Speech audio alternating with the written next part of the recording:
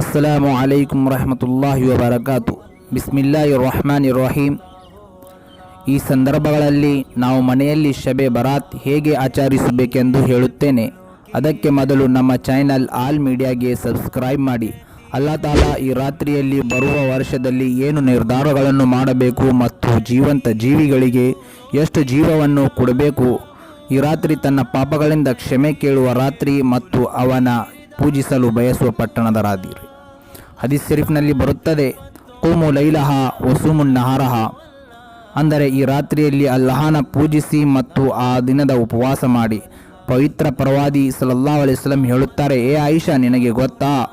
ಆಗ ಹಜರತ್ ಆಯಿಷಾ ರದಿಯಲ್ಲಾಹು ತಾಲಾನು ಹೇಳುತ್ತಾಳೆ, ಹೇಳಿ ನನ್ನ ಪ್ರಿಯ ಪ್ರವಾದಿ ಸಲ್ಲಲ್ಲಾಹು ಅಲೈಹಿ ವಸಲ್ಲಂ ಹೇಳುತ್ತಾರೆ, ಈ ರಾತ್ರಿಯಲ್ಲಿ ಯಾರು ಹುಟ್ಟುತ್ತಾರೆ ಮತ್ತು ಯಾರು ಸಾಯುತ್ತಾರೆ ಮತ್ತು ಯಾರು ಅನಾರೋಗ್ಯಕ್ಕೆ ಬಲಿಯಾಗುತ್ತಾರೆ ಎಂದು ಬರೆಯಲಾಗುತ್ತದೆ.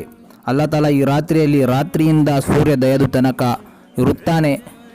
ನಾವು ಈ ರಾತ್ರಿಯಲ್ಲಿ ಅಲ್ಲಾಹನಲ್ಲಿ ನಮಗೆ ಏನು ಬೇಕು ಬೇಡಿಕೊಳ್ಳಬಹುದು. ನಾವು ಈ ರಾತ್ರಿಯಲ್ಲಿ ಮನೆಯಲ್ಲಿ ಇದ್ದುಕೊಂಡು ಅಲ್ಲಾಹನಾಗಿ ಪೂಜಿಸಬೇಕು, ನಮಾಜು ಮಾಡಬೇಕು, ನವಾಫಿಲ್ ಮಾಡಬೇಕು. ಸಲಾತು ತಸ್ಬೀಹ್ ನಮಾಜನ್ನು ಹೇಗೆ ಮಾಡಬಹುದು ಎಂದು ಹೇಳಿಕೊಡುತ್ತೇನೆ. 4 ರಕಾತ್ ನವಾಫಿಲ್ ನಿಯತ್ ಮಾಡಿ ಸನಾ ಆದ ನಂತರ ಸುಬ್ಹಾನಲ್ಲಾ ವಲ್ಹಮ್ದುಲಿಲ್ಲಾ ವಲಾ ಇಲಾಹಾ ಇಲ್ಲಲ್ಲಾಹು ಅಲ್ಲಾಹು ಅಕ್ಬರ್ 15 ಸಲ.